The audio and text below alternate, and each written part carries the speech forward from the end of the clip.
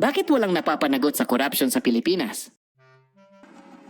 Alam mo yung kalsadang paulit-ulit ginagawa, pero parang laging sira? Bakit laging ganito?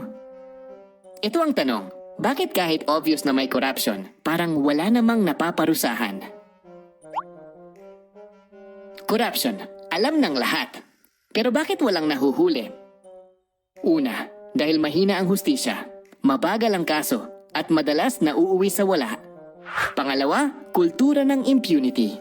Yung tipong, wala namang napaparusahan dati, di gawin ko rin.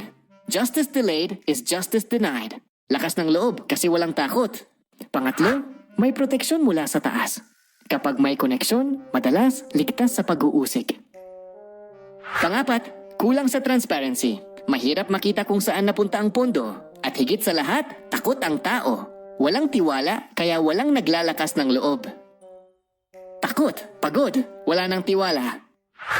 Pero kung walang kikilos, paulit-ulit lang to. Kailangan nating manindigan, hindi ito normal. Panahon na para managot ang dapat